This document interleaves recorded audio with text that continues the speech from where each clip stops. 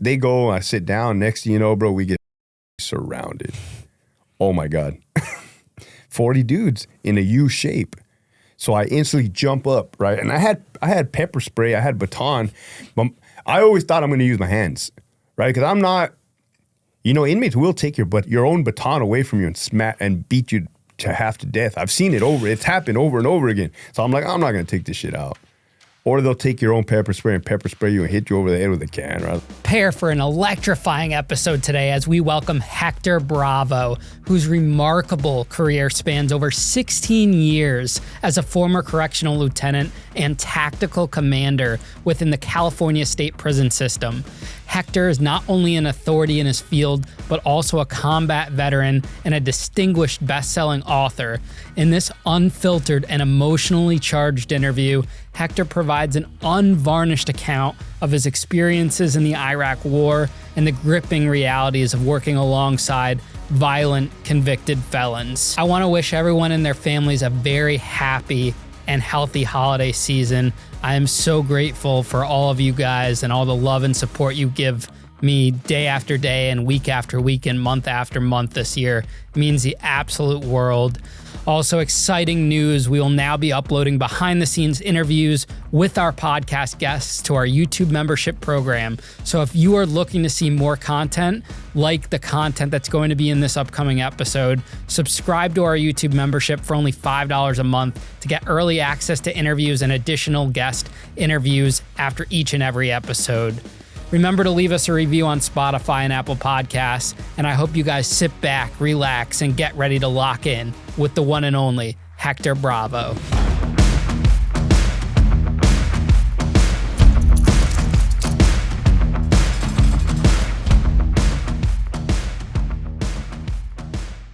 Hector, man, welcome to Locked In, man. I saw you on YouTube on my friend Johnny Mitchell's podcast, and I watched that, and that was really interesting. And I think we connected at some point, maybe months ago on like email or something. We did. Because you have your YouTube channel. And then AJ hit me up randomly like a couple weeks ago and was like, hey, Hector will be in here at this time. Do you want to do it? I'm like, hell yeah. Right. Yeah, you've been on like our list to have you on the show. All the stars aligned, man. Yeah. Worked out. And then he was like, can you get him a hotel? Because he's going to sleep in his car if you can't. I'm like, of course we can. No, I'm grateful for that, man. I'm glad he even asked. I was going to sleep in the car. You know what I mean? I'm not going to bother. I would never ask for anything. You know what I mean? I respect that a lot, for sure, dude. I'll sleep in the car. But no, I thank you for that. That shit was a good ass room yesterday. Yeah. I mean, Danvers not a bad spot, and it's not a far ride from New York, so we're in a good location. I like it. It's right off the highway and stuff, so it works out. I like it. What do you think of Danbury? A lot of green, bro. A lot of green, man. Because San Diego, Southern California is desert. Mm-hmm. I like green. It makes it feel like I could breathe better, oxygenated, and then less populated for sure, dude. Wait, is your last name actually Bravo? My middle name is actually Bravo. Okay. My last name is Farrell, like in Will Ferrell. Both great names. Really? Yeah. I mean, the fact that the last name's the middle name's Bravo. That's so cool. So I actually went with Bravo because I started this while still employed with the California Department of Corrections. Mm-hmm. And it's not a good idea to go against the grain while you're still in, right? So I was able to remain undetected for about 4 months. Mm-hmm. And once I got discovered, it's like, okay, time to go, guys. It's hard, it's social media and stuff like that. A lot of people you read that they get fired or let go when they start doing social media. But it's at that point, it's like, fuck that, because you can make more on social media than in your job. Facts. Without the BS, I don't know if I could cuss, man. No, but yeah, without of course, the BS, man, of course. dude. That's like you see all the time the OnlyFans girls like get found out at work and then they get fired. Yeah, man. OnlyFans is a good gig for chicks, man. We were just discussing that out there. Yeah. It's a good way to make money, I'll tell you that much. No, I had an OnlyFans. You did? Yeah, in the beginning of this year when I was starting the podcast, and I think I made like $3 or $4 grand. Like nude OnlyFans? Yeah, pretty much. It was just like, it was like it was a lot of men subscribing to me. Really? Yeah, it was just like they would ask for requests and this, and dude, you're on the grind. You got to do what you got to do, and I did that in Uber. While I was starting the podcast. Yeah. I don't know. I mean, I thought about OnlyFans, but only showing my feet or something, right? Yeah, guys were into that. But the problem is it's not sustainable. Like, as a guy, I think it's more sustainable as a woman. But as a guy, it's a lot harder because there's only so much you could do. You know, like women could like bring out other guys. They could do other girls. Like the men, I wasn't going to bring another guy on, you know? So I was like, you know what? Fuck this. I'm done. Start rubbing shit on your body, bro. Yeah, I was not doing that. Like I did some mirror selfies, whatever, and that like message with guys. I'm like, you know what? This is just weird, man. Like I'm not doing this anymore. I could attribute it to part of the story of the grind and, you know, doing what you got to do. I respect it, bro. I respect the hustle. Yeah, man. People, I was put on social media and people were like, what is this kid doing? I'm making money. Who cares, you know? But yeah, Hector, let's jump into it, man. You have a crazy story, you know, and again, very grateful that you're here today. It's not every day that you have a prison guard on the show. I think we've had like 2 total. We actually had a guy here yesterday who's a comedian now that he got fired as a prison guard after 6 months because he let a fight like happen. He just froze up and sat there. And he got fired for that? Yeah, he got fired for that. I don't think he was really a good fit for the gig. Man. But where are you from? Where did you grow up? What's like early childhood life like for you? So I grew up in Brawley, California. That's man, it's spelled Brawley. Only reason I spelled it out is because I'm here in Connecticut. People probably wondering like, what the hell? It borders Mexico on the bottom, and it borders Arizona to the east. Desert, bro, Glamis, sand dunes, and it's small town, dude. Everybody knows everybody, which has its perks and, you know, pros and cons. A lot of drugs, man. A lot of drugs in that area because, like I said, it borders Mexico. Not too many gangs, not really gangs. A lot of dope, a lot of cartel business. So if you don't get out of that town, you're stuck there, which isn't a bad thing. I mean, my parents are still there. My wife's parents are still there, but it's just not for me, dude. I got to get out and about. And you went to high school, college, everything like that? I went to high school there, and then I had actually enlisted in the United States Army in 2001. Twin Towers happened. You feel the calling, you hear the war drums beating, and then right after I graduated high school, 1 month later, off to Fort Benning, Georgia for basic training. Did you ever want to go to college, or was that? Absolutely not. Okay, so to you, this was your calling. It's my ticket out. My dad tried to persuade me to go to college. He's like, hey, Hector, I'll pay for your college. Don't go to the military. I'm like, Dad, I hate high school. Why would I go to college?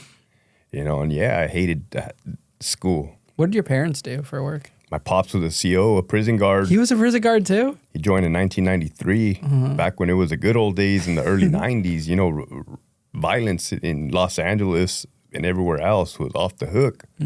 My mother worked for like the welfare department as a social worker. And what about siblings? Do you have any? A younger sister, she's 3 years younger than me. And we grew up together, like kind of like best friends type of relationship. What about you in high school? Did you have a lot of friends? Were you popular? Were you bullied? What would people describe you like? So my personality, dude, I was funny, the class clown, and I could get along with everybody. I'm talking about from the jocks to like everybody, bro. I was a skater. Had long hair, skinny, tall, lanky. I can't picture you with long hair. Yeah, bro, I had long hair. And I was just able to get along with literally everybody. Were you afraid when you joined the military? You know, reflecting back, a lot of people ask me like, "What drove you? Why?" And this is what I reflect back. I was a bitch, bro. Prior, I was a bitch. Like I remember I let my dad down 3 different times. One, we were at Knott's Berry Farms, which is the amusement park, and I had been like in 6th grade, and I was afraid to get on the roller coaster, and he called me a pussy.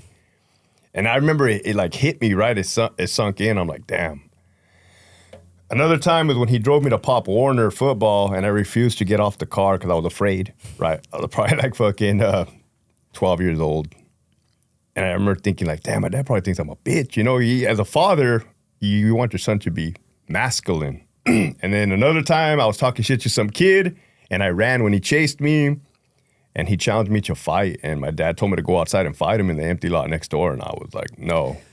And he's like, that's why you don't talk shit if you can't back it up. By that point, you know, I thought I had let my dad down completely. I was like, fuck this, I'm joining the Army, infantry, during a time of war. I'll show you. How'd your mom feel about you joining the Army? My mom in general and mothers in general are like stress cases when it comes to their kids, their children. And she was not. They were not cool. They were not ecstatic that I was joining the Army. They did have to sign the permission slip, the waiver, because I was 17 years old. Oh, you joined at 17? 17. Oh, wow. And you're allowed to fully enlist at 17? It's fully enlist. As long as your parents sign off on it? As long as they sign off and as long as you graduate high school. That was the requirement. That's the only reason why I graduated high school. It was an incentive. It was a motivating factor. So what was training like? Did they like expedite it because it was a time of war? How did that work out? They didn't expedite it. What I did kind of see back then, too, is maybe they lowered the standards as far as maybe particular people that wouldn't be able to get in were getting in just because they wanted numbers. And there was no doubt that the mindset of the drill sergeants that had previously seen combat were definitely gearing us up to go to war by telling us stories. There was one drill sergeant, Furbish, staff sergeant, E6. He was in the Gulf War, and he always kept saying, "You guys think this is fucking funny? You guys think this is fucking funny? Wait till your fucking buddy, your brother's bleeding out in your arms and he dies in your arms." And he would always say that, but we didn't grasp the full concept, right? Because to us, it was just another guy saying something. Mm. Then you go overseas, you deploy, and then it's like, oh, man, I get it. I get it. What was training like for someone that was, I guess in a way you were kind of afraid of your own shadow in like high school, right? So how was that adjustment? To tell you the truth, touching down, they knock it into your head. You're a killer. You're a killer. You're going to be a trained killer. You're a killer. You fucking kill, kill, kill. This was 2002, bro, before political correctness, before the gender equality, before, I mean, people kept it real back in the day. You're a fucking killer. And it didn't sit well with me, dude. Initially, it was kind of like putting the heels in, right? Digging in the heels, like, well, wait a minute. But then I also immediately remember thinking, Hector, if you don't fucking pretend to like this, if you don't go along with this, it's gonna suck for you. You're not gonna make it. So I had to trick my mind into thinking I liked it, and then the rest is history. Mm-hmm. I guess you would call that brainwashing. So do you actually end up going overseas? Yeah, I was stationed in Germany. So after basic training, I went straight to Germany, and I trained for a year and a half, and then I deployed for 13 months to Iraq. You were deployed to Iraq for 13 months? In the year 2004. So the invasion was in 2003. That's when they pushed into Baghdad. They captured Saddam Hussein in 2003. We were in Germany when they captured Saddam Hussein. We were upset. Me, my best man, my people from my platoon, because we're like, we missed the fucking war. The war's over. We signed up for war. We missed it. We've been training hard. We didn't get our chance. But boy, were we wrong, dude. We were fucking wrong, because when we touched down in 2004, that was the beginning of the insurgency. The insurgency basically is guerrilla warfare. Now, what does that mean for the viewer that doesn't know what that is? So if you think about a war, you think about an offensive. An offensive is an invasion. That's what that was initially. But now when you have already invaded and now you're occupying, you're on the defense now. Now the enemy, whoever the enemy are, local civilians taking up arms, wearing regular civilian clothes, ambushing you, hit and run attacks, roadside bombs, car bombs. I don't know if I already said ambushes, but indirect mortar fire, rocket fire, like they're rarely standing and fighting you straight up. They're hitting and running. What was your role while you were there? Everything. Everything? Everything, man. We were tasked to do combat patrols every day. We had an area of operation, our sector, Balad, Iraq, which is 50 miles north of Baghdad, right in the middle of the Sunni Triangle. And route clearance, this was old school, bro. We didn't have up-armored Humvees. Roadside bombs were there. And it's just kind of like rolling the dice. It wasn't a matter of if you were going to get hit. It was when you were going to get hit. And raiding houses in the middle of the night, like at 2 a.m, 3 a.m, we would get intelligence, oftentimes wrong, kick in a door, snatch people up, hog tie them, blindfold them, separate the men from the women, the children from the men, and then search the entire place for weapons, intelligence, and then transport those detainees back to our camp where we had a makeshift jail. And then once in a while, some people in a black Suburban will pull up in the middle of the night and take them. So that really happens. Yeah. And these are, what is that, like CIA? I have no idea. I was fucking 18, 19 years old, and we just weren't asking questions. What are these like makeshift jails like, and how are these inmates treated that are, prisoners of war? It's a good question, man. Nobody's ever asked me that question, but I want you to think of like an old Western jail movie where you got the bars. This was in our FOB Palawata. And it was like two main big jail cells. This was all makeshift with the bars, and we would just throw them in there, and they would be military-aged males, so anything between like 14, 15 and up. So yeah, you would see some 15-year-old kids in their 14. Dark, dungy looking, limited visibility. The only instructions they gave us were to don't let them sleep. Again, we were young. We just hit their house. We just raided their house. We bring them back. We're being told don't let them sleep. All right, so basically that's sleep deprivation. Gave us a little wooden billy club, not to hit them with it, but to hit the bars to keep them awake, like ding, ding, ding, ding. Me, personally, my personality, I didn't care, right? So if they were crashing out. They were like falling asleep, sitting down or standing up because they were exhausted, but I wasn't the type to wake them up. It meant nothing to me. Were you guys feeding them, or are they well fed? I got a story about that. I wasn't feeding them. They were eating. Wherever or however they were eating, they were definitely eating, and they were drinking water. But since I'm new to that country, I don't know their cultures. I don't know their, how they get down. I had to escort them to the bathroom one time. There was about probably 6 of them. I had my M16, so you're armed for sure. And I escort them outside. We have porta-johns. We have our porta-johns, the porta potties. And on the way, there's water bottles like this, right? There's water bottles, and then all these Iraqis are grabbing water bottles on the way, and I get them and I snatch them out of their hand. And I'm like, give me this shit. And I fucking knock it on the ground. I'm like, this is our water. Like, don't be taking our water, right? And I like slap it out of their hand. And then they go and I look, and they go to the porta-john, they take a poop, and then they come out. And I see little sandal prints on the fucking... So instead of sitting your ass like a normal human being on this porta-john, what they do is they squat over the shitter, which is how they poop at their house. And that just upset me because I see all the dirty sandal prints. I'm like, God, can't you guys even take a shit correctly around here, right? And I'm just like, it's hot, angry. Well, come to find out, the reason they got those water bottles is because their culture, they wipe their ass with their hand after they're done taking a dump. What? Yeah, it's their left hand, I believe. So that's why you never shake. They don't shake in left hands. They shake in their right hand. But they use their hand to wipe their butt. Like, you could probably Google it. For sure, that's a thing. And I didn't realize that. Once I realized that, I gave them all back their water bottles. Holy shit. I didn't want to deal with that. And then they just clean their hand out? They just clean their hand out, man. It's a different world. I want you to think like, not to be disrespectful, like prehistorical times, like not like Neanderthals type, like chickens, lanterns, fire, mud huts, old school, right? They don't want Starbucks. They don't want Walmart. They don't want this kind of stuff. They literally don't want it. I mean, you try to build them something, they'll blow it up on you. That's what was happening. Really? We were building a water treatment plant. I'm getting worked up thinking about it because we were kind of there to make a difference, so they tell us. Oh, no, dude. Fucking propaganda war machine, man. We would build them brand new paved roads. They would blow them up on us, IEDs, roadside bombs. We would build them schools for their children. They would blow up the schools.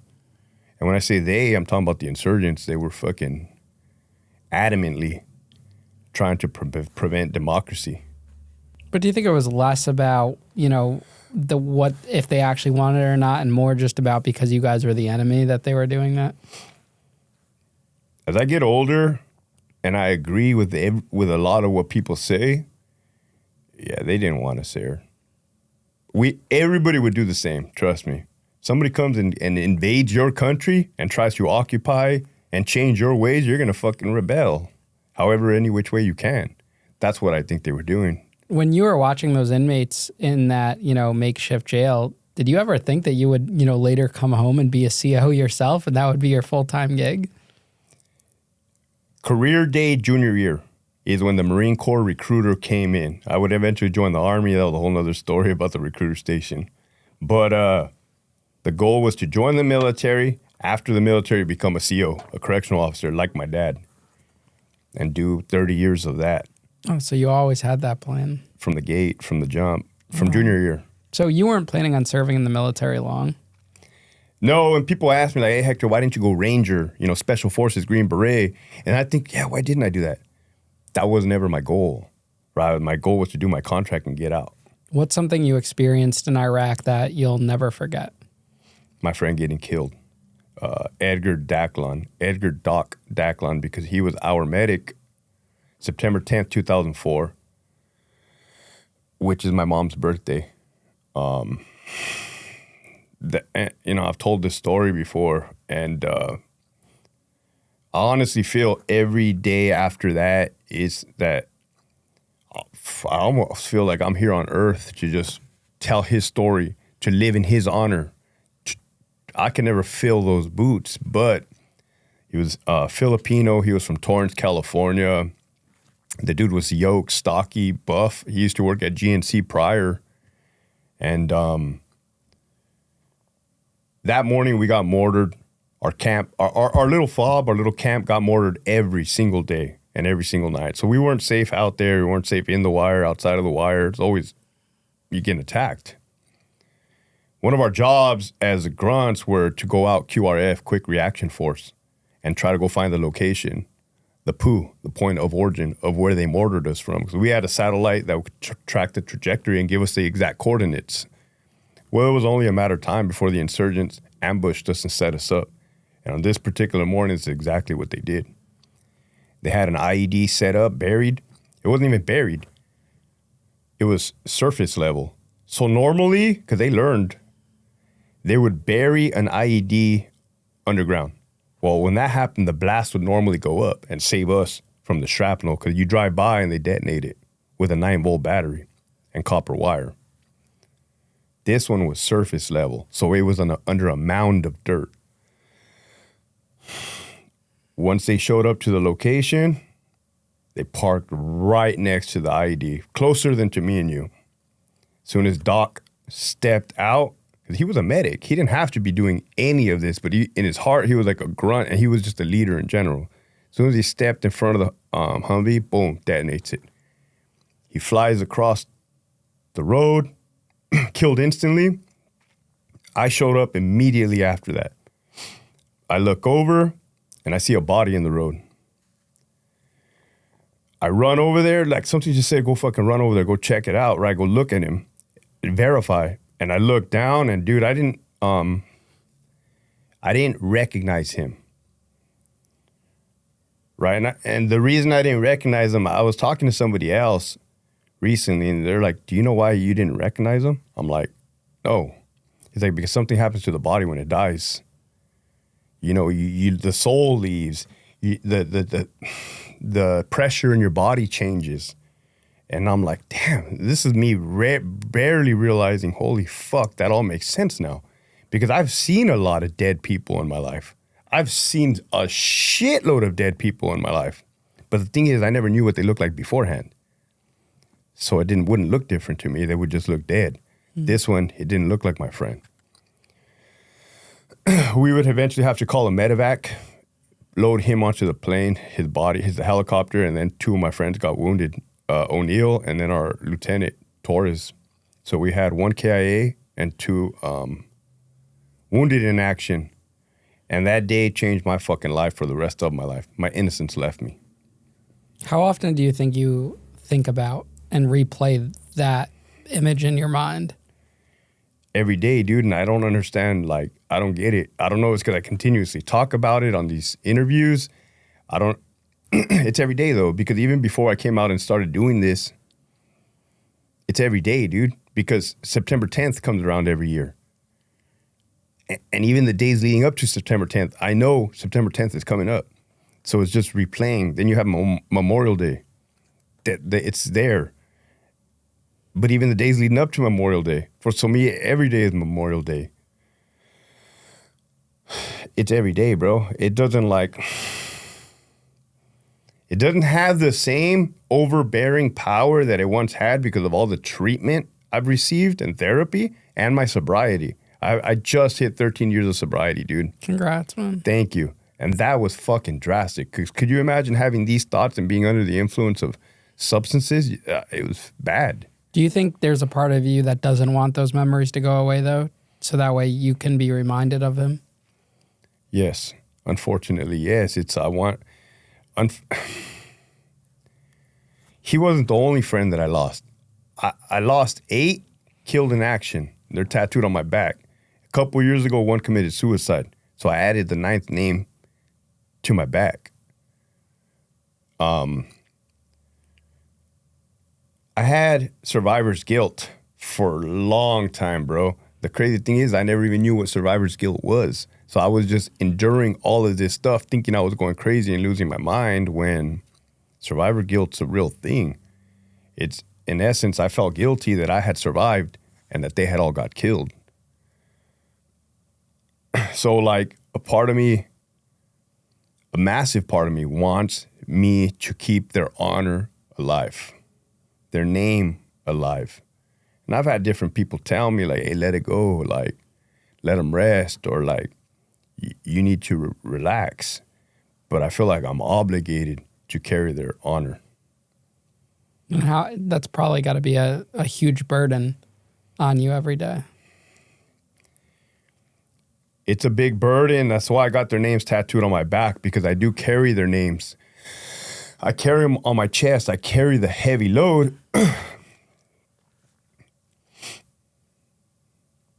You know, I'm a civilian now. I've been a civilian for years, bro.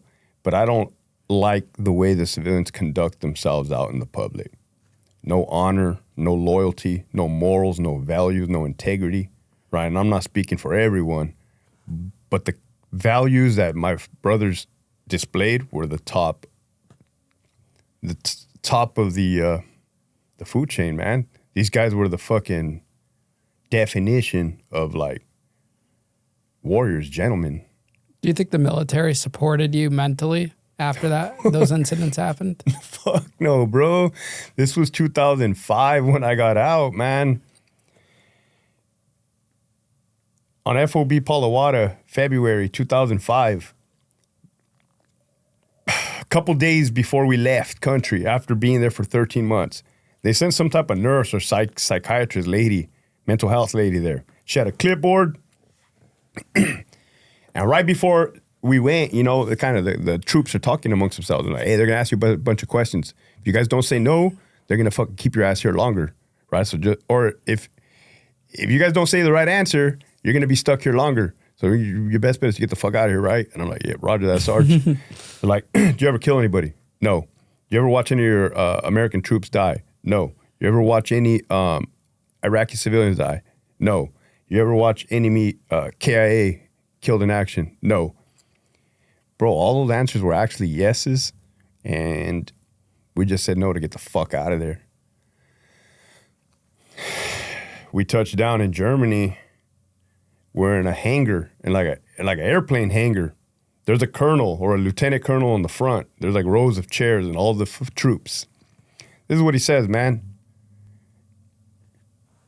Don't drink and drive. Don't beat your wife. And if you hear loud noises, you might get startled. Have a good day.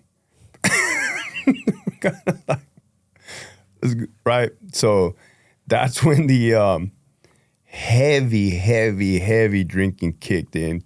I've been an alcoholic, bro. I feel like I'm an alcoholic from birth. Hereditary. From my grandfather, he was an alcoholic. Skipped my dad, and it got me for sure. Yo, bro, self-medication, man. You got to understand something. Nobody talked about PTSD. Nobody, it was, what do they call it, taboo? Yeah. you would be weak. You would be fucking ostracized. You would look less than. But that's the opposite from the truth. You know what I mean? It's just that was a culture back then. Do you think if they provided you some help, you never would have turned to alcohol? No. That answer right off the jump is no, because I'm an alcoholic. I had to go through what I had to go through. You know, it almost killed me numerous times. Like, I should be dead, dude. But everything that has transpired in my life, all the near-death experiences, like, it wasn't close. It was like fucking right on the line, bro, like teetering that line. I had to get it all out of my system. I almost died numerous times till I hit my bottom. With the drinking, you've almost died? Or just in your career? I've had roadside bombs go off next to me. I've literally had rockets fucking rain down all around us. I've crashed cars drunk. Don't know how I never overdosed, right? Like, for some reason in my head, I always thought you can't overdose off of an uppers, but they're like, yeah, you could have a fucking heart attack. I never realized that. I was doing a lot of dope, bro. Like, alcohol is my drug of choice, but I would do coke and meth to stay up longer, to drink more. I remember one time I woke up from a blackout and I was, I told you I have no problem sleeping in my car. Because, I'm used to sleeping on the ground. And I remember I woke up with a hoodie drenched in fucking blood, bro. Soaked. The hoodie was soaked in blood from doing coke all night long. And that was during, not my bottom, like on my way down to my bottom during that period of time. Was this after you got out of the service? 2005. So you... Before I became a CO, after I got out of the service. What was when you were in your... There was a year break, and that year was hell, bro, for me. That year was dark. Why do you think it became so dark? Just because of what you experienced overseas? Because of what I experienced overseas, I went right back to Brawley, my hometown that I tried to evade so much. The dope was there, the drugs were there, the alcohol was definitely there. I was surrounded by all my friends that didn't leave and continued to just drink, and I just dove right back into that. But I went extra hard because when I was in Iraq, I had to trick my mind. And again, it's all about, for me, tricking my mind into accepting things. I had to trick my mind that I was already dead so that I can continue to function in combat. Because you cannot be in combat like, oh, am I going to die today? Oh, I'm fucking scared. Like, oh, like you can't do that, right? Imagine that. But if you fucking trick your mind or accept the fact, oh, I'm already dead, what difference does it make? You can go through anything. I don't give a fuck if I come through this fucking door and there's a dude with an AK-47, right? What difference does it make? Hopefully I'm going to shoot this dude before he shoots me in the fucking face. And then it's going to be a wrap. When I came back home, my mindset was still turned on like that. Everything was still turned on. There was no off switch. Nobody told me how to turn it off. Nobody teaches you how to turn it off or lower it or put the dial back. So you can imagine a dude turned up, fueled with PTSD, drugs, alcohol. It was out of fucking control, bro. Were your parents trying to help you at all? They kicked me out of the house. So that just enabled even more, in a way. I was living in my truck, sleeping in my truck, living in tweaker pads, crashing on the fucking mattresses, hooking up with chicks solely so I can have a place to shower. And you weren't married yet at this time? I was not married, How bro. old were you at this time? At that time, I was 21. 21. I got out of the army at the age of 20. Did you feel like neglected that your parents kicked you out?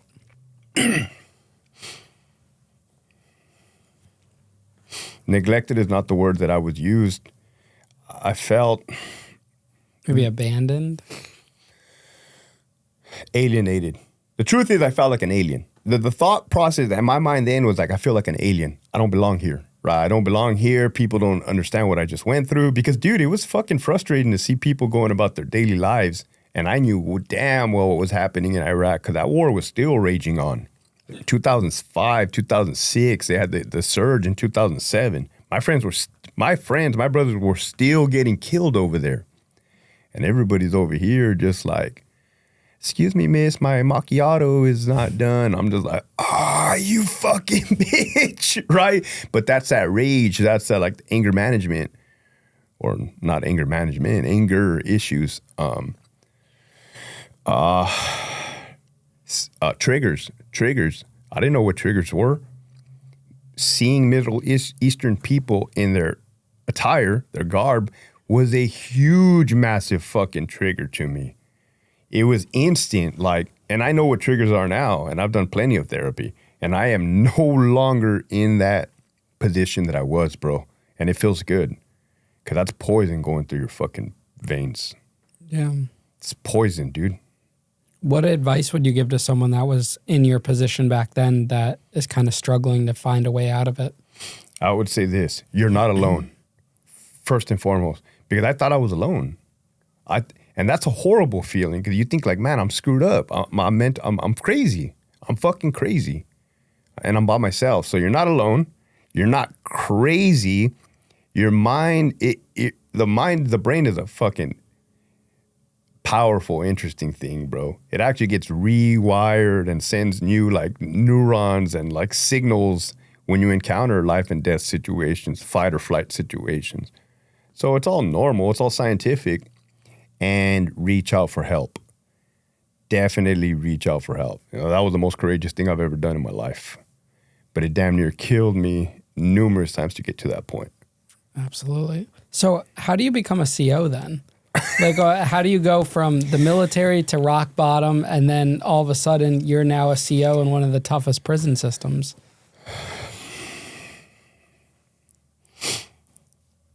So I still had goals, right? I still had goals. I still had ambitions. I still had drive.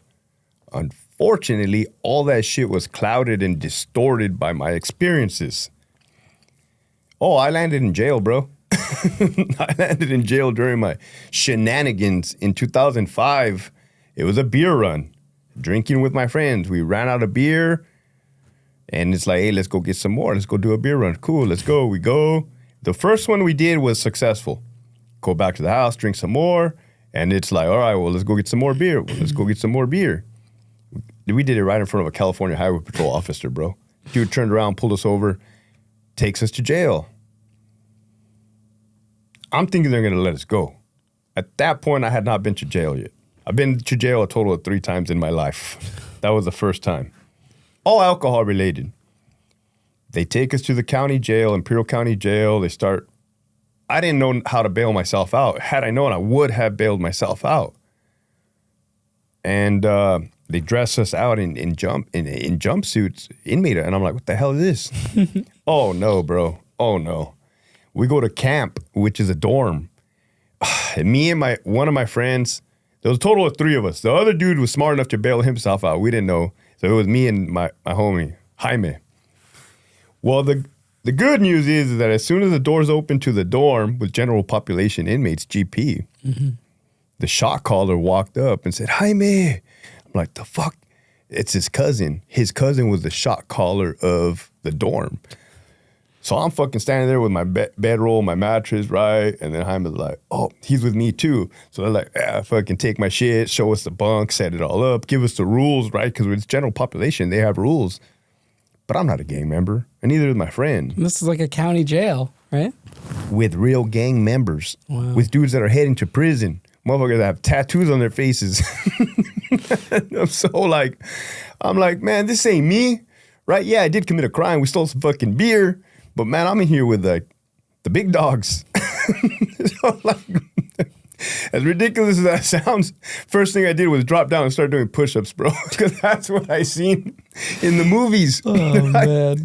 My friend's like, Hector, get up, you idiot. I'm like, fuck no, I know what I'm doing, bro. At least you didn't go and try to fight anyone like some guys do. Go and punch someone or something. I was scared. I would have got mopped up. Right? It goes back to being scared again, right? It's like, I don't like environments where I'm like, really, the odds are highly against me, bro. That's the point when I was kicked out of my house. That's the point when I was living at a tweaker pad. So I was not in contact with my parents. So I'm like, fuck, man, do I call my parents? Do I not? Very stubborn, my ego, right? I'm calling, do I not?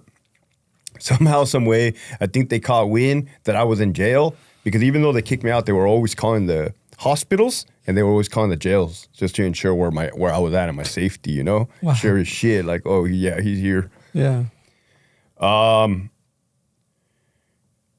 I did a week in there, bro. You spent a week in there? A week, dude. Why'd you spend a week over a petty robbery? Retarded, bro. So they actually charged it with commercial burglary. Is that a felony or I don't know what that was. I think the cop, you see, my small town, you have to understand, cops, they don't get real action. So they try to puff shit up. You know what I mean? They try to, commercial burglary, bro, for a fucking 12-pack of beer. But you have to understand, we did the beer run on a Thursday night. Friday was a holiday. Saturday, Sunday is a weekend. Monday was a holiday. And then they let us out like on the Wednesday or Thursday. It was like Labor Day weekend or one of those type of weekends that carried on or holidays that carried on. And fuck, dude, I didn't like it one bit. I didn't like it at all. And I remember thinking to myself too, like, man, I fought for freedom. I fought for freedom. And now my freedom has been taken away. Like, I felt like a caged fucking lion, dude. Mm-hmm. And I called my dad from the payphone on the wall inside the dorm. To say he was disappointed would be putting it extremely lightly, dude. And he's like, hey, Hector, you just received your letter for CDCR to go test, and I don't even think you can get in now with what you have going on. I kid you not, bro. I got out of jail. That following day, I went to go take the written examination at Rancho Cucamonga, and I passed. That's to become a CO. To become a CO. How hard is the written exam? Like what even easy. is Basic English, basic math, basic spelling. Is anything law related at all or not? No? Not in the initial. So what kind of questions? Like what are a couple questions? Sally dyes her hair red. Sally red dyes hair. You know what I mean? It's kind of like you got to put shit like fucking basic literature, bro. Like basic fucking. And with your pending charges, that didn't affect anything? So since it's a process to become a CO, bro. Yeah. It's a written examination, a physical fitness test, and a background investigation where all this comes out. Mm-hmm. So I passed the written exam. I passed the physical fitness. And of course, dude, fucking 3-4 months later, I put it down on the piece of paper. You ever been to jail? I put it down because if you omit something or you lie, you're disqualified right off the top, dude. Yeah, county jail. Fucking what from this date to this date, 1 week. Charges commercial burglary. The final verdict was, I believe, dismissed because it dropped. Like, nope, I never went to court. I never had to pay a fine. I think what they gave me was time served. I think the DA just didn't pick it up. Yeah, because I don't think you would have been able to become a corrections officer if you had a record. Well, technically that is a record, me going to jail. I mean... No, if it's off, like if you were not convicted or whatever. I wasn't convicted. Yeah, so I think that's how you got in. Well, the background investigator, the sergeant, is like, whoa, man, the hell says you were in jail a couple months ago. I go, hey, yes, sir, I could explain everything. He's like, yeah, please do. It's like, hey, man, I got out of the army. I was hanging out with I kind of sold him a lie in a way. I was like, hey, I was hung out with some friends that I thought were my friends. They were up to no good, and they stole some alcohol, and I was with them. Like, I'm never going to do that shit again. And he's like, I believe you, man. You're a good kid. Yeah, that is true. You know, I was hanging with the wrong crowd, but I definitely got to accept accountability that I was in the mix. So how hard was the physical fitness test? Because what I'm trying to figure out is how do some of these guys and even women become COs? Because I've seen some very out of shape COs. So just so you know right now, current time, November 16, 2023, they have eliminated the physical fitness portion of the test. Yeah, you know, you're not the only one that said that. I've talked to someone else before. And the lie detector, stress, voice analysis. Really? It wasn't a polygraph, but it was a voice stress analysis. Why would they eliminate the physical fitness? To fast track motherfuckers. Because they don't have enough people, right? Correct. Is that federal and state or just state? For sure, state.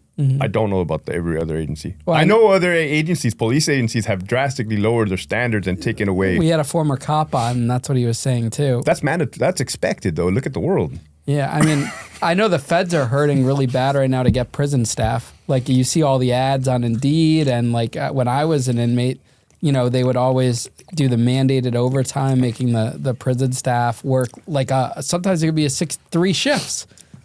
It's crazy.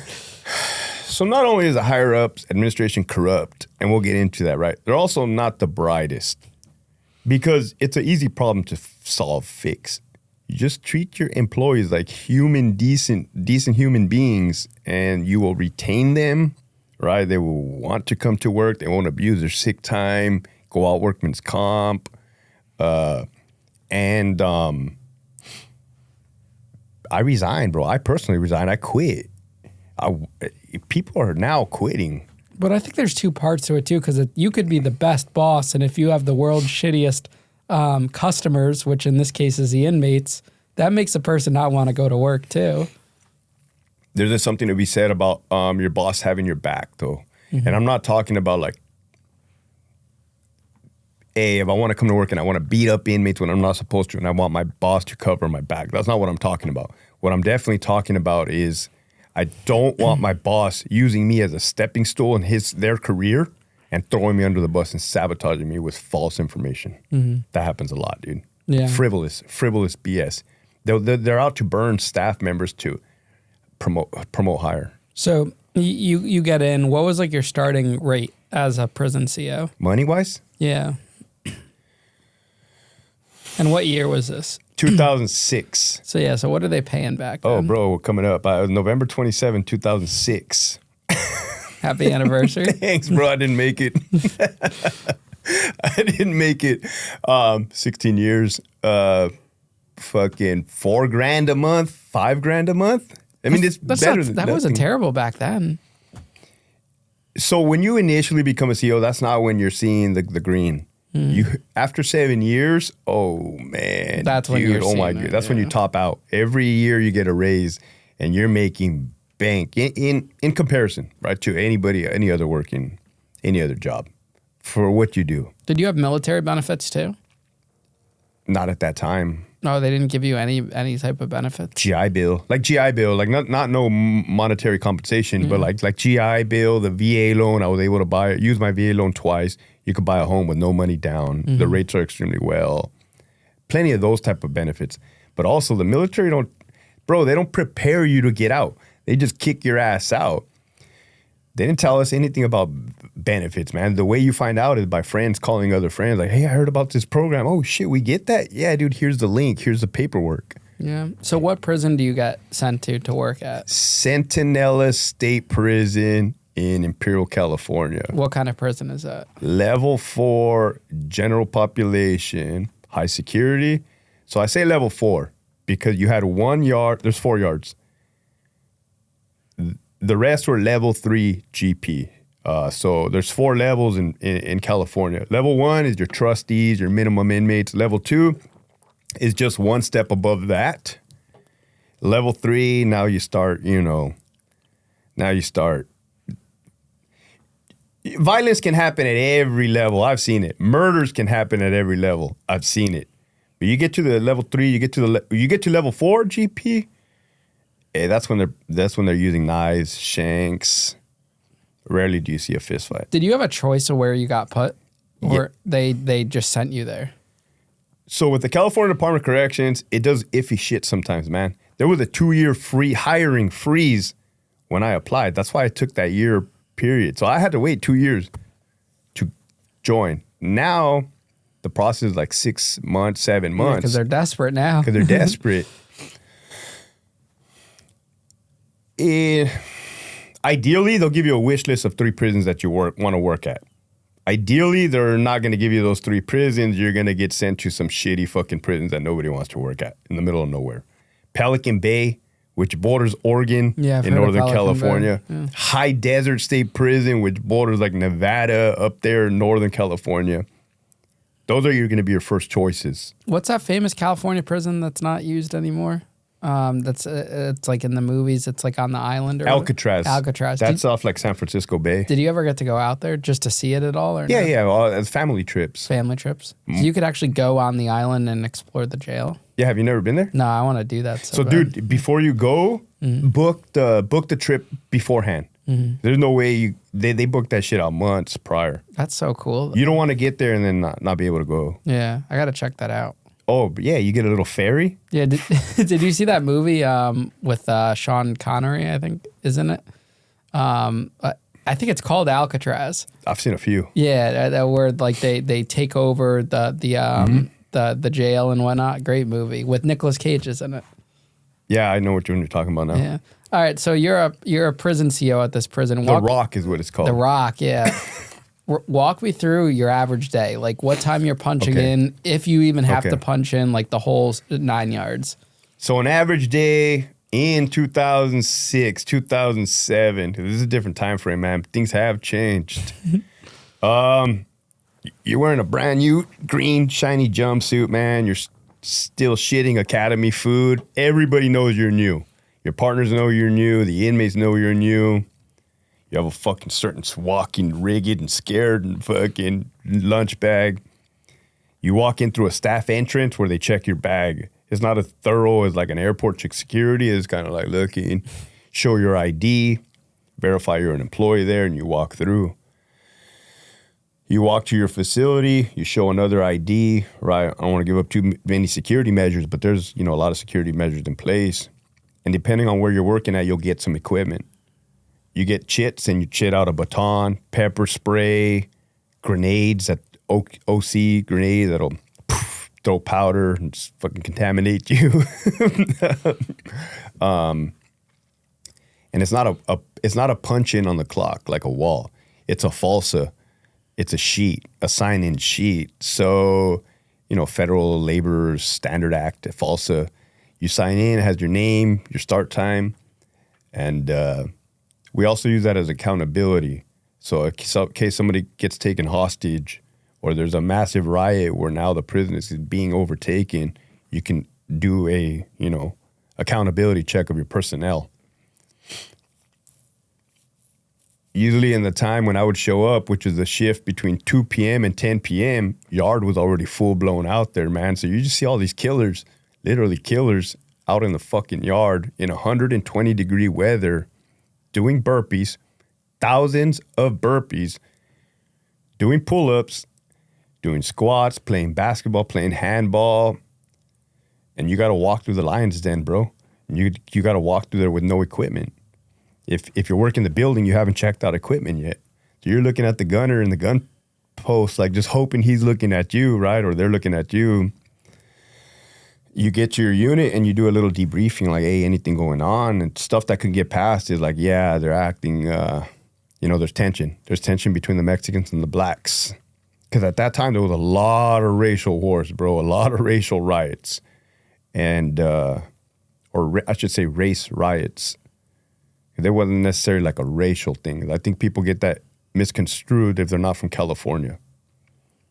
It's not that they're racist, it's that they run by race. So if one gets involved, they all get involved. And when it erupts, it erupts.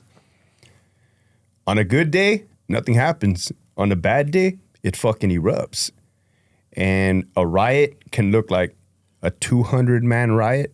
You can have 100 Mexicans, Southern Mexicans, Sureños.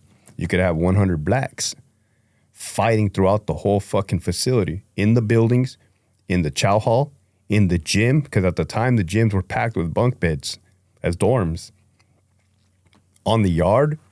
And your job as a CO is to go over there in a controlled manner, in a tactical manner, and stop it.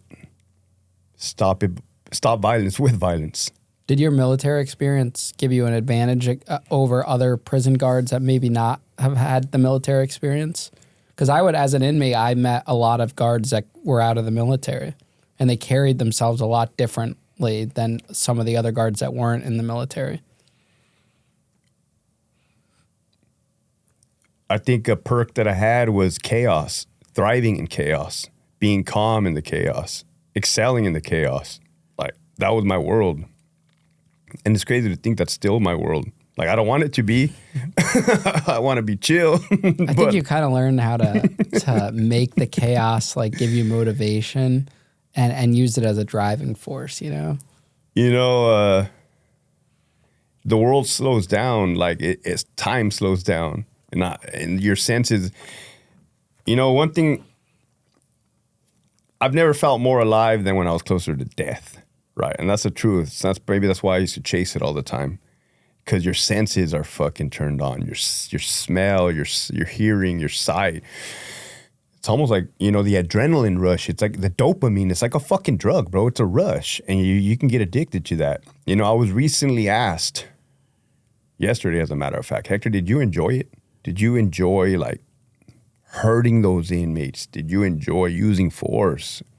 And I'm like, fuck, dude, I got to be honest with you, bro. Like, there was a time where, and I told him, you got to be careful if you stare into the abyss, because the abyss will stare back into you, right? You can become a product of your environment. You can fucking go too far to one side if you don't maintain your bearing. There was times where, and to clarify on that answer, I would never go out of my way to purposely start a fight. But let me tell you, if a fight got started, then hey, it's game time. And I enjoyed that part of it. Having the green light to go all the way. And the higher ups were giving you the green light to do this? Technically, the inmates were giving me the green light because they were participating in violence. Now, we were talking about, like, it's very racial, right? How would the races treat you? Is it racial when it comes to guards? Like, will a black inmate come up to you, or is a black inmate going to another black guard? Without any stereotypes or blanket statements, anything can vary and anything can happen, right? Mm-hmm. But there's a big misconception, particularly around me too, because I'm from Southern California. This is a great example. I'll use myself as an example. I'm from Southern California. I grew up around guys that have been in gangs, or guys that have been to prison, right? Doesn't make me that. Doesn't make me over familiar with them, right? There's a line. I know the law. I know my role. I know their role. But there can be a misconception that I favored them more. That's fucking farther from the truth. Because green versus blue, that's what we say. That's what we used to say back then. Officers wear green, inmates wear blue. All we saw was blue, right? We didn't see race. We didn't see that or the other. From black inmates, would I hear like, oh, that's racist, that's some bullshit that you're doing? Yeah, they're going to say what they're going to say, but that doesn't make it true. Targeting specific the best thing I could say is being firm, fair, and consistent, like they taught us in the academy. You cannot fucking favor one race over the other, because it's going to create some damn problems for you, man.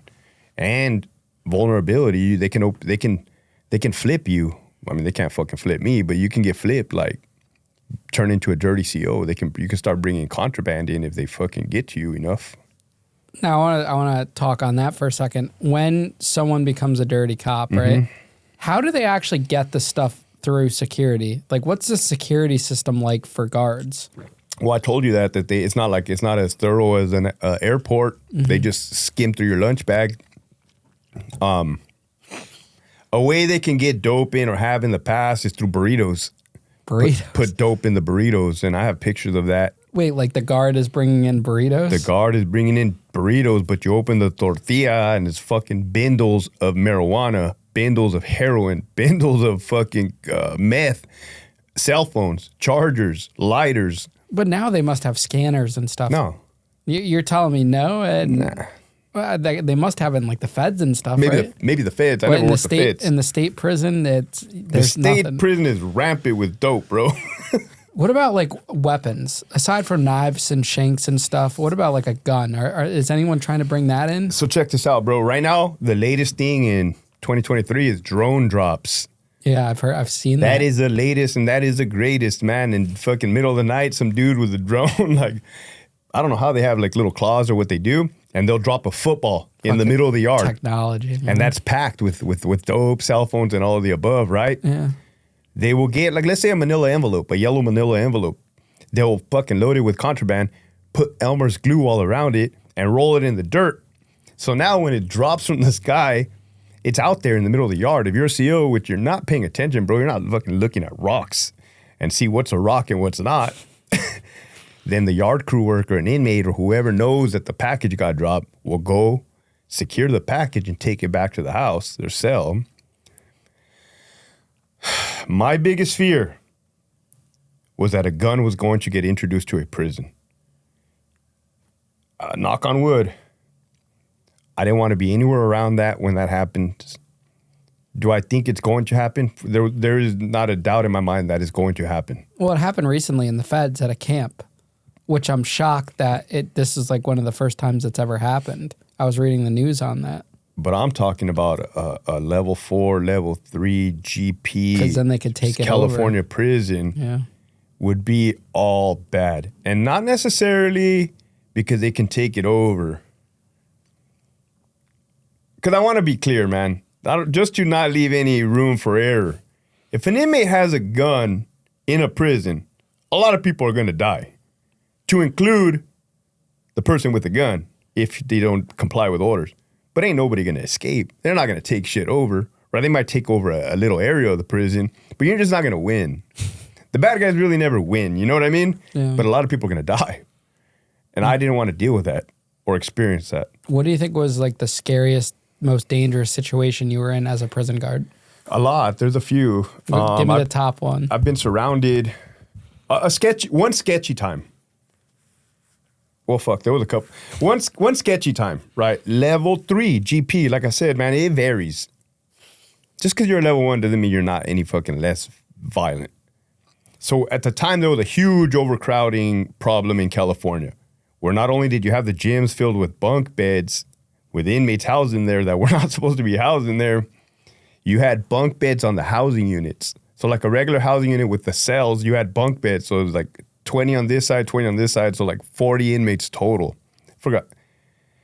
In the common area, the day room area, with different races, blacks, whites, Mexicans, others. Those are the 4 groups. There was 3 floor officers. Normally there's 2, but because there was bunk beds, you have the additional and the gunner in the control booth. We were all new, and we were all non-regulars to the building, meaning that wasn't none of our regular posts. So we just happened to land there that one day. So it was day room recall, meaning inmates are supposed to go back to their cells. So we're like sitting there at the podium. You have an officer's podium, and then you have inmates on C section, inmates on A section. And it looks like a full-on day room, bro. You have dudes playing cards, dudes watching TV. We're like looking around. We're like, hey, this shit don't look right. Like the last thing we wanted is a sergeant to walk in and be like, hey, what the hell the fuck you guys, like, type of program you guys running here? That's a free-for-all. So a consensus amongst us 3 at the bottom were like, hey, let's call the building next door and see what type of program they run. And we'll just copy what they run. I'm like, well, yeah, that makes sense. So they fucking tell me, we all had around the same time frame. We all knew. I call them like, hey, bro, like during day room recall, what are the inmates supposed to be doing? They're like, oh, they're supposed to be in and around their bunks. I'm like, well, fuck, they're all over the place, bro. He's like, no, man, make them go in and around their bunks. I'm like, all right. So I hang up and I'm like, hey, guys, they said in and around your bunks. They're like, yeah. They fucking started hyping me up. So I'm like, let's go tell them. So I get up and I start walking towards A section, bro. And I look back and those 2 partners are sitting at the fucking table, at the desk. They didn't get up. One of them was buff and big. Oh, what a waste. So these inmates are looking at me and I'm young, dude. And I tell them like, hey, fellas, like, I'm cool with it. You guys got to take it in and around your bunk. And they instantly start, who the fuck are you? We never fucking seen you before. You can't come over here and start changing shit. If it ain't fixed, if it ain't broke, don't fix it. And I'm like, hey, fella, now I'm holding my mud. Now I'm holding the line. You know what I mean? I've now committed by myself because they didn't go. And I'm like, hey, that's it. In and around your bunks. And they did. They were talking shit to me, but they were complying. So that's a good thing you learn. Like, I don't give a fuck if you talk shit as long as you're doing what you're supposed to be doing. So now I got to go walk to the other side and my partner stayed sitting down. And I kind of look at them like, the fuck? Like they're leaving me hanging. Like that was not cool. By that time, there was a lot of blacks on this side. They had already saw the commotion that happened over here. They fucking start getting out of control with it. I'm holding my mud. I'm like, hey, man, this isn't even up for debate. Like, right? Because what I'm not going to do is fucking say something and then put my foot in my mouth and then cower. That's what that would look like. It's cowering. Now, if I made a legitimate mistake, that'd be a whole nother story. Then I can apologize, right? But this was the rule. So they go, I sit down. Next thing you know, bro, we get fucking surrounded. Oh my God. 40 dudes in a U shape. So I instantly jump up, right? And I had pepper spray, I had baton, but I always thought I'm gonna use my hands, right? Because I'm not, inmates will take your own baton away from you and smack and beat you to half to death. I've seen it it's happened over and over again. So I'm like, I'm not gonna take this shit out. Or they'll take your own pepper spray and pepper spray you and hit you over the head with a can, right? I'm just like, fuck this. So I jump up, right? And I wasn't like this guy, but I was just like posted. Oh, dude, surrounded. I was fucking scared. I was fucking scared, bro. I'm not gonna lie. You'd be an idiot not to be scared. My two partners stayed sitting down, and I caught that out of my left eye. Right, your awareness. And I know that the inmates are watching me, and they're watching my partners, and everybody's just getting the vibe, right? Like, fuck. So now you got the Mexicans, the blacks, the whites, and the others in cahoots, right? When normally there would be tension amongst themselves, which is better for us, taking the focus off of us. And push came to shove, and then like fucking. One of the inmates said, hey, we're just like the gym. We're like the dorm. The dorm has day room 24/7, so we can have day room 24/7. And my dumb fucking partner, the buff one's like, oh, yeah, that's right, they do. And I just shot him a look. Because in essence, he sided with them. Yeah. You know what I mean? During a time of fucking, when it was a conflict, he sided with them, which is a bad move. And I looked at him, I shot him a look. The inmates saw me shoot him that look. And then in their head, they probably just thought like, fuck, this is not going to be worth it. Yeah. Right? This is really going to kick it off over this. They backed down, right? Well, they didn't back. They took it back to their bunks. And I told my partner, don't you ever fucking do that shit again. I was pissed, dude. And he's like, oh, I'm sorry, bro. I was scared. My motherfucker, you don't think I was scared too? But I'm not going to fucking like cower in front of these dudes. Like, and that's just, what do you want to call it? Not stupidity, because that's your job. You got to understand, you got to go back to work the next day. And respect is huge. I mean, you know that. Respect and people don't respect weak. How does a prison murder go down? What is the CO's response to it? A prison hit, a prison murder. Okay, a murder is usually, not all the time, going to be ordered, a hit, right? It's going to be blessed, co-signed.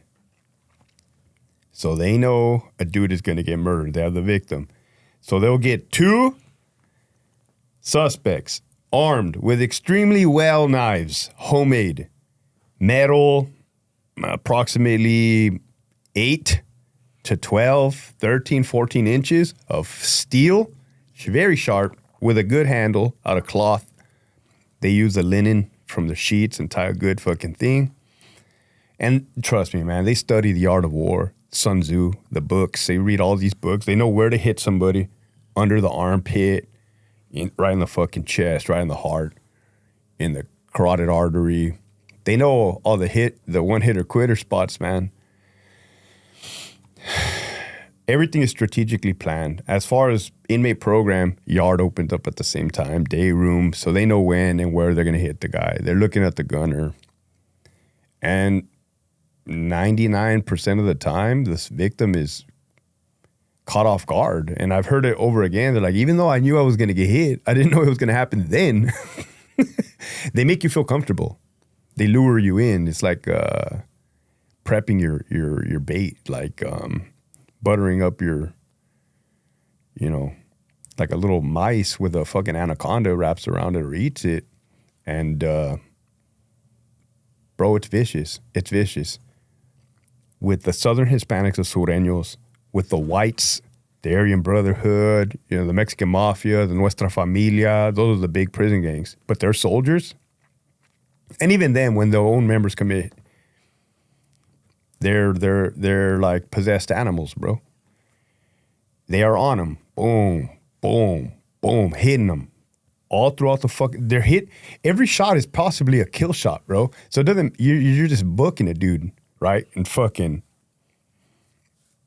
Dude, you can have one individual holding the guy down, pinning his arms down, and another guy just fucking boom, right in his fucking chest, right in his fucking heart, bro. Boom, boom. They do not care that they are being pepper sprayed by us at all.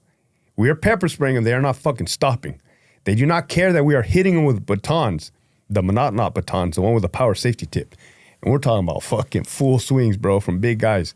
They're just on them. Boom, booking them. They do not care if they're getting hit with the 40 millimeter less lethal, the wooden baton rounds or the sponge. It's like a Nerf gun that hits you. Fuck it. That shit can kill you too if you get hit in the dome. They're on you. Boom. It's like they're possessed, bro. It's a fucking, there's a mission at hand, and it's to kill this dude. Even Mini 14, the live 223 round, you could fucking fire a warning shot. You don't have to fire a warning shot, but some people do. And maybe then they're going to stop when they want to stop. Wow. Hey, dude, what do you think that scene looks like? Like the movie fucking Carrie. It's like the suspects have just as much blood covered as the victim. I always thought that would suck to be an inmate getting stabbed because not only do you have multiple holes on you, but you're also pepper sprayed. That shit has to suck. But in the case of somebody getting killed, once you see the knives, it's almost like you've seen one, you've seen them all, right? You see the ferocity, you already know what's going to come next. Medical attention. Call the paramedics, call the 911, the ambulance, call the medevac, the life flight. They bring the helicopters. Remember, for a month straight at Sentinel State Prison, we were life flighting inmates every single day for a month straight because that char yard was off the fucking hook, bro. Stabbings, good ones. Hits, good weapons. And since I actually got to promote to sergeant, to lieutenant, not only do I know the CO work of stopping the fight, but I definitely know all the paperwork bullshit behind it. It's a lot of fucking paperwork. And the unfortunate part of calling the next of kin, the inmate's family member that's on their paperwork. You have to say, hey, ma'am, is this the mother of inmate so-and-so? You already hear their voice trembling. I regret to inform you that your son passed away. And then, boom, bro, you hear the cries. No, you hear the phone drop. You hear the brother pick up the phone. Hello, who's this? Hey. You got to repeat the same message. And they're like, fuck, no. One dude's like, damn, our dad just died last week. And his dad had died last week. The son had died that week. Then he goes on to say, we don't have money. We're from San Bernardino. We can't get, and I'm a lieutenant. I'm a human, bro. You know, I'm getting chilled. I'm a human. Like hearing the family members, because the family members don't deserve this. They're innocent victims. They're innocent players in this game. You know what I mean? And to be the one to deliver that message that your loved one just passed away, it's not a good feeling, dude. What happens to the guys that you guys catch in the act of committing these murders? Do they just go to solitary? Are they getting charged again? What happens? You book them. You handcuff. You restrain them. They go to solitary, ADSEG, administrative segregation, the whole. That process looks all the same. They're definitely getting charged with homicide, murder. They're definitely getting charged with it, right? So it's important to get all the evidence preservation, all the photographs, the video, the bloody clothing, the weapon, DNA, blood, because all that's the DA is gonna pick it up, district attorney's office, and then that's a whole another fiasco of them having to go to court for multiple years unless they take a plea deal. But if they already have fucking 4 life sentences under their belt, if they're already serving 160 years to life, 200 years to life, do you think they care, bro? No, they don't give a shit. They don't bat an eye. They actually feel proud. Are most of these murders pretty much all gang affiliated? Like, is anyone just getting stabbed randomly? No, it's drugs, money, drugs. But it's a part of a gang, right? Like, part of a gang. Yeah, is anybody getting killed? Yeah, for sure people are getting fucking killed over disrespect. What about sex offenders? Are they at this yard? Sex offenders, rats, anything like that? Or not at this type of prison? Less than 2 years ago, I saw a white inmate that had some sex offenses charges on his record, and he should not have been on this general population yard that I'm speaking about. Somehow, some way, somebody screwed up, or the paperwork, or I don't know. They fucking killed him. It was 3 whites. One knew that he was going to kill him. The other 2 poor bastards were in there for DUIs, bro. DUIs, and were going to get out in a year. And now they just got charged with fucking murder. So, like, that sucks too. You're committing murders when you're about to get out of prison on behalf of the gang. Fuck no, that doesn't sound like a good, fun idea, bro. That sounds horrible. Wow. Because you're throwing your life away. Now, you've had a lot of front hand, like being able to see how like the Aryan Brotherhood and stuff works. A lot of the comments I get when I post content about prison, it's the stereotypical, oh, you know, like you'd get recruited by the Brotherhood, this and that, but not at the types of prisons I went to. But does that happen at the types of prisons that you were working at, where if you're a white guy, you go on the yard, they're coming up to you right away and approaching you? In California, bro. California moves different in general. And it is safe to say that it is the most violent prison system in the United States. And when I say that, I'm not taking away of the violence away from any other prison or even the feds. But, bro, there is something to be said. We're on the map as far as a lot of people know about the ruthless, cutthroat politics of CDCR, California.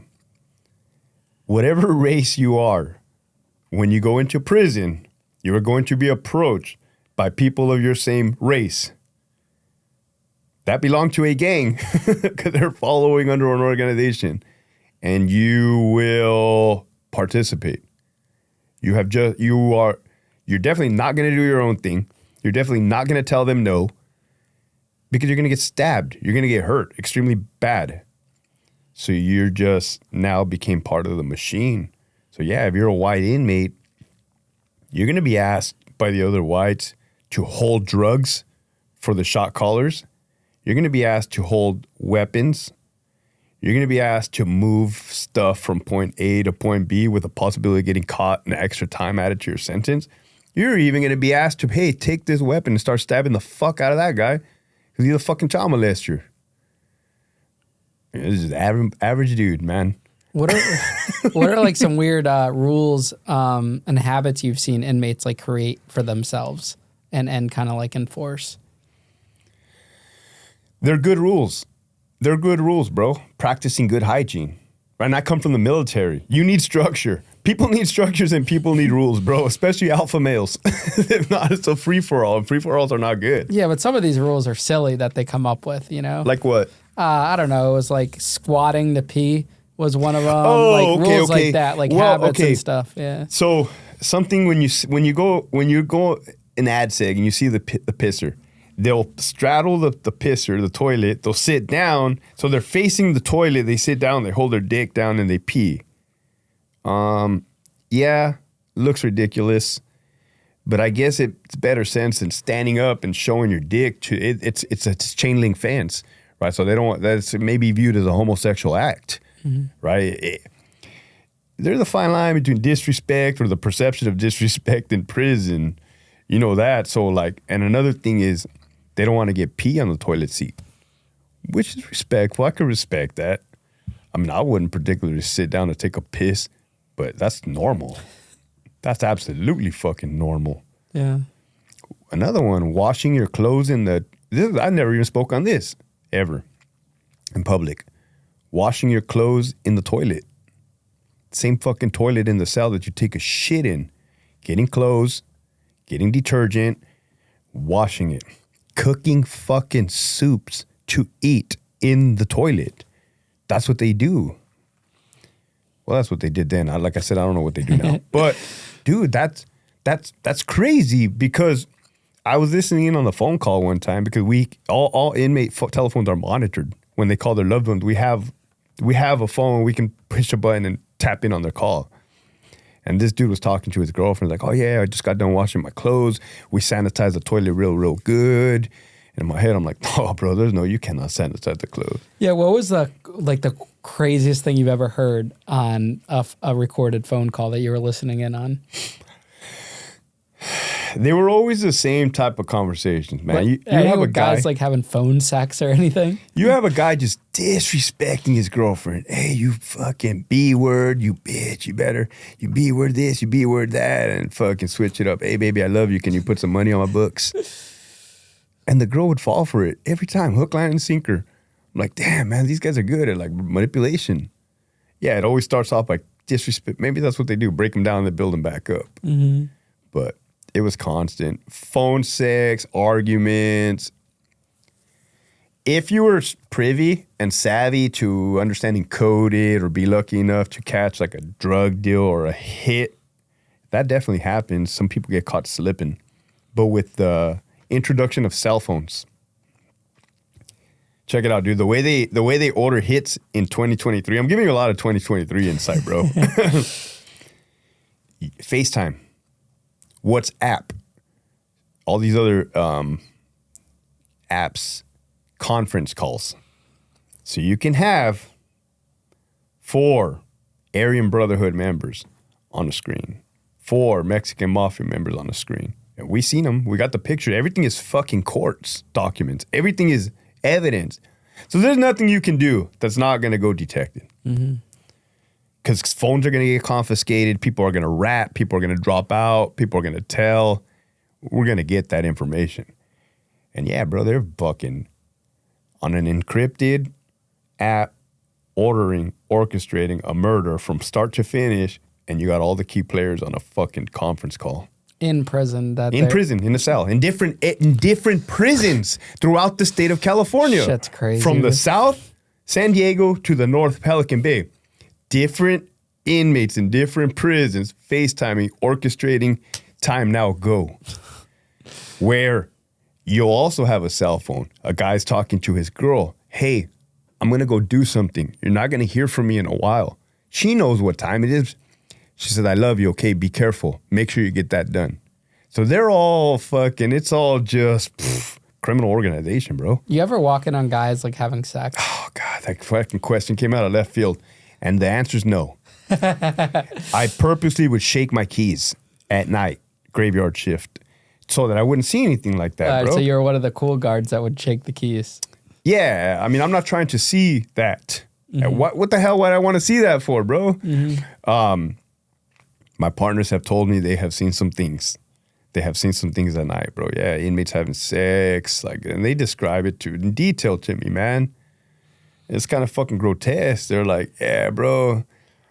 They'll be telling them like, hey, get off of him, get out of him, get out of him. One dude's like, oh, this dude was like fucking hung, bro. It's like he just pulled out of him. Were there female cops working here too? Yeah, 100%. What are they like? Are they surviving on this yard? Yes. Yeah. And again, not to do a blanket statement. It's very important that I make it clear that there's no stereotypes or blanket statement, right? Because I've seen it all. Good female COs, bad female COs, dirty, corrupt female COs that are having sex with the inmates in prison. And that happens all the time, all across the country. All the time, bro. It does happen all the time. Why do you think they do that? For me to say it doesn't happen all the time would be inaccurate. Yeah. It happens all the fucking time, bro. Why do they want to risk their jobs and whatnot to do that? I can't understand that. I can't fathom it. I would only imagine it's a whole bad boy image. I don't know, bro. I've been studying girls all my life, man. What have you found out? Anything good? Yeah, they're all the same. They're all the fucking same, bro. And I've been married for 17 years, bro. They're all the same, meaning like they don't know what they want. They think they know what they want, right? It's like, it's hot or cold, bro. I think we're like cavemen, right? They're always chasing that alpha. They're always chasing the biggest, the baddest. They say they want a nice guy, but they treat nice guys like shit. I mean, you know this. We see it over and over again. That's why, you know, the bad boys, girls like bad boys. And that's the only thing that I can imagine why they're sleeping with these inmates. They like the thrill.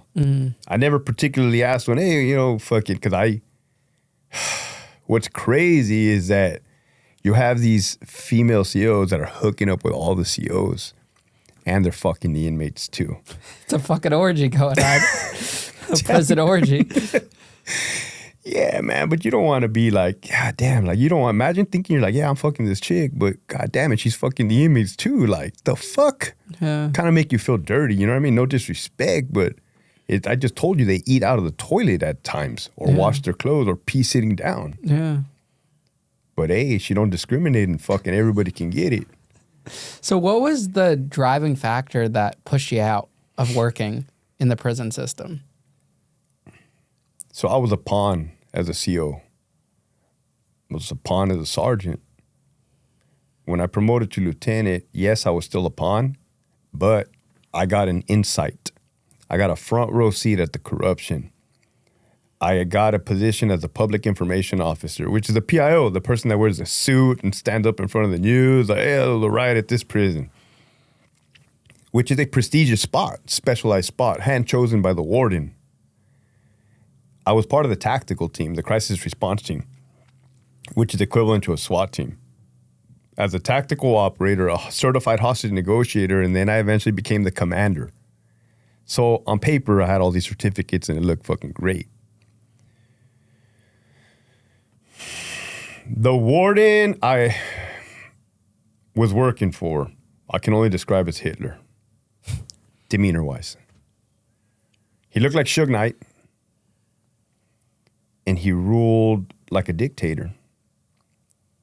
He did not follow policy, contrary to what the rumors were about him prior to him showing up. We heard he was coming, and what we always heard, oh, the dude's by the book, the dude's by the book, the dude fucking follows policy. Which, when I first heard that, I'm like, well, that's cool, because like I know the book, I know policy, and I'm not doing anything wild, or I can survive. You know what I mean? No, dude, that dude was fucking corrupt, showing favoritism, sabotaging those going against the grain, even though his grain was very wrong, bro. And ultimately, the people he would surround himself with were fucking idiots, because he wanted to feel like the smartest guy in the room. They were very incompetent. There was a captain. The captain had made captain in 9 years, which is unheard of, dude. He was book smart, just not fucking street smart. And that captain befriended a Mexican mafia member, which resulted in 2 officers almost getting stabbed to death, an attempted murder on a peace officer, which I was a PIO and the CERT commander, and I responded to that. You can see the blood on the ground. Dude got stabbed in the fucking mouth. Dude got destroyed, bro. It's a miracle he didn't die. And the warden covered up that whole incident because he didn't want to reflect back bad on his captain. Sacramento headquarters said, hey, since you're the PIO, we want you to type up a letter refuting that there's any shadiness, that captain was not incompetent. I'm like, why would I do that for? They're like, never mind, we just did it. So they actually put out like media stuff saying that everything was good. Mm-hmm. When at that prison, everything was not fucking good, bro. It was on fire. And they covered it up. So then the clock started ticking for me. Like, I have a 5-year-old daughter. I have 12 more years left to go. I see the writing on the wall. They're mixing general population and SNY inmates. That's a new thing now in prison. They're mixing the GP with the child molesters. Whether I think that's right, wrong, or indifferent, I don't feel good purposely leading lambs to the slaughter. You know what I mean? Get somebody else to do it. You guys can do whatever the fuck you want to do. I'm just not going to participate in that. Mm-hmm. So I resigned. December 1st, 2022, 11 months ago. 11 months ago. 11 months ago, bro. How long were you? 16 years almost you were with them? 16 years. So then I go home and I tell my wife I quit my job. She's like, what? Fuck. Oh, bro, it's been a roller coaster ever since. Do you get any benefits from that job? When I turn 50 years old, in 11 more years, I will be able to collect my pension. Okay, so you'll still get a pension. Yeah, dude. But to me, this freedom is better, man. What do you do now since resigning? I'm on YouTube. That Prison Guard, the channel. I wrote a book. Pretty much how to survive in corrections, a perspective, the ins and the outs, the respect, the etiquette, tips and tricks through experiences, through lessons learned, through other people's knowledge. It's on Amazon.